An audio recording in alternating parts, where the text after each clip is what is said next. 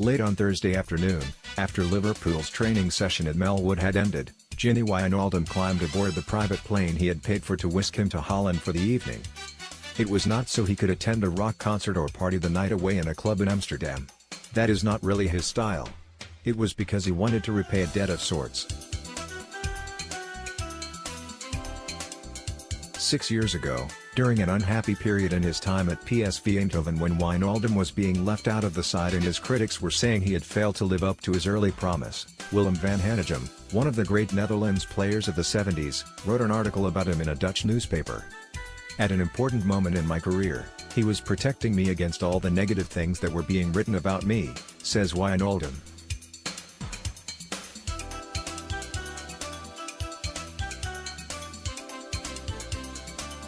I didn't know him, but he wrote that I was too good to play the way I was playing and that in your career, you will always have moments when it doesn't go well. Soon after that, I called him and we became friends. So when the organizers of a 75th birthday celebration for Van Hanegem asked Wijnaldum if he could attend Thursday night's event, even though he is consumed by the relentlessness of Liverpool's Premier League title race, he did not hesitate.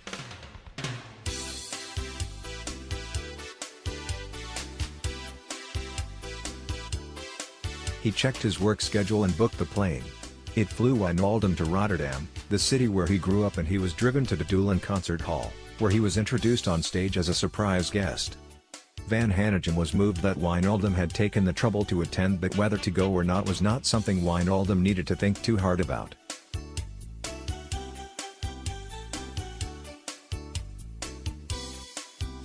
Sure, it would have been easier not to go, but I felt it was important because he did a lot for me without me even asking him, he says. People wanted me to be a part of this celebration and I said yes immediately because he did so many things for me. The story fits with everything you hear about Wijnaldum. One of the men on the gate at Melwood says he has been there for more than a decade and Wijnaldum is in the top 5 nicest players he has met. He does his job quietly and without fuss. He works for the team, not for himself. He has an ego, like all of us, he says, but it is very much under control.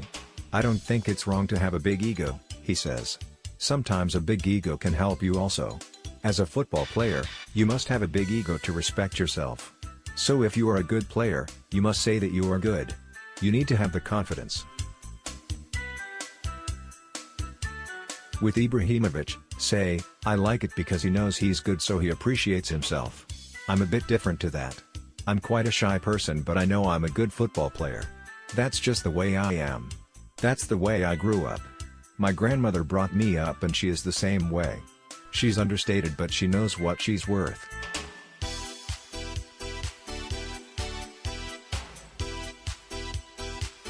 Wijnaldum is understated and underrated, but gradually the second half of that description is being eroded. As Liverpool prepare to face a Manchester United side whose supporters are desperate for them to dent their rivals' title challenge on Sunday, the importance of Wijnaldum to Jurgen Klopp's team has never been more obvious. Able to play as a number 8 or as a holding midfielder, Wijnaldum, 28, has become Klopp's most trusted player, his go-to guy. When Liverpool's rise is discussed, people talk about Mo Salah, Roberto Firmino, and Sadio Mane. Or they talk about Alisson and Virgil van Dijk. Somewhere in the middle, Wijnaldum is the glue that holds it all together. Wijnaldum has been the unsung hero for much of his 2.5 seasons at Anfield, but most Liverpool supporters will tell you they are only too keenly aware of his worth. When Klopp bought Naby Keita and Fabinho to the club in the summer, some thought Wijnaldum would lose his place. In fact, he has played more games for Liverpool this season than any other midfielder. I didn't worry when the club signed Keita and Fabinho, says Wijnaldum. You play for Liverpool. Liverpool is a top club. Even if you do well in your position, if there is another player that does well, every club wants to sign him.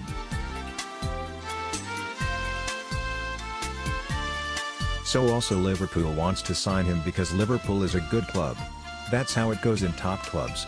They will sign him to make the team better, but I have to show the manager that I'm the best one in my position. A lot of players think, okay, they signed him so I'm not needed anymore, but as a player you have to show the manager and force him to put you in the team. Show your quality with the way you train and the way you play. The thing that irritated me was that a lot of stories appeared in the media saying I wanted to leave. It didn't bother me that Liverpool were signing players. When they signed me, they already had good players. It was annoying. I didn't like those stories. I spoke with the manager about it. Actually, he spoke with me. He was surprised about the stories. It was a surprise for me, too. I don't know if he really thought that I said it. The manager said you're not leaving, and I told him I didn't want to leave. I like Liverpool. I like the club and I like the fans. The people appreciate me. That's the most important thing. I've heard people say that phrase unsung hero about my role, and maybe that's true, but that's not a problem for me. I know how my teammates think about me, and I know how the manager thinks about me, and they really appreciate me. They don't see me how people outside the club see me. So that was not a big deal for me. I feel I'm loved by the other players and the manager, so that's more important. Our defending is really stable this year, and because we are defending so well, we can attack more, but that will not get praise. The people who score get praised, but one goes with the other. Football is a team sport, and you have to work to a point where you try to make a teammate better. We just help each other.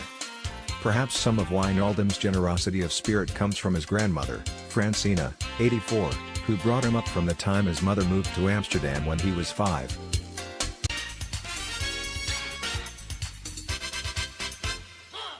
His father appeared only sporadically in his life. He talks about a visit a few years ago to Paramaribo, the capital of Suriname, where his family is from originally. Usually, on his visits there, he hung out with friends, but, on this occasion, his trip coincided with a week when his grandmother was visiting, too, and he went to see her every day.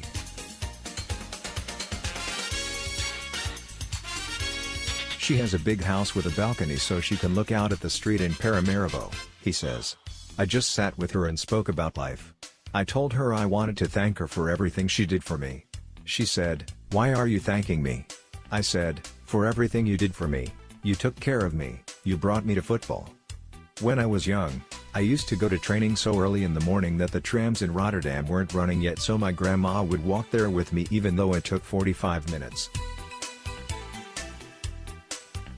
She has a big house with a balcony so she can look out at the street in Paramaribo," he says. I just sat with her and spoke about life. I told her I wanted to thank her for everything she did for me. She said, "Why are you thanking me?" I said, "For everything you did for me. You took care of me, you brought me to football. When I was young, I used to go to training so early in the morning that the trams in Rotterdam weren't running yet, so my grandma would walk there with me even though it took 45 minutes. Wijnaldum says that only time will tell whether Liverpool possess the nerve to outlast Manchester City and Spurs in the title race. He also understands how desperate United fans are to stop Liverpool winning the league. I know exactly how they feel, he says. I played at Feyenoord in the year that FC Twente became champions. It was getting near to the end of the season and it was close between them and Ajax, and we had an away game against FC Twente.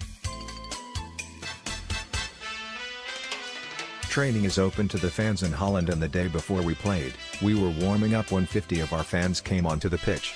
They said, "It's not going to happen tomorrow." They wanted us to lose to Twente to stop Ajax overtaking them at the top. We were playing for 4th place, but all they cared about was not helping Ajax. It's the same with Manchester United and Liverpool. I really love football and I love to win, but a lot of times the result doesn't give you the joy you want. I don't play football only to win. I play football to get better and show how good I am.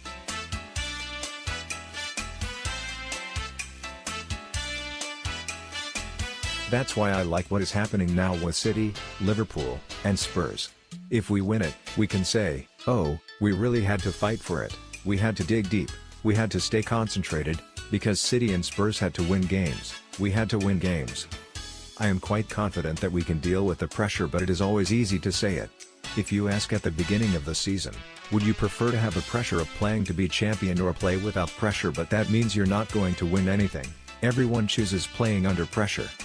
It makes the game more fun if you have 3 teams playing to be champion. I am enjoying it. Who's going to make the mistake? Who is going to go to the end? I like it.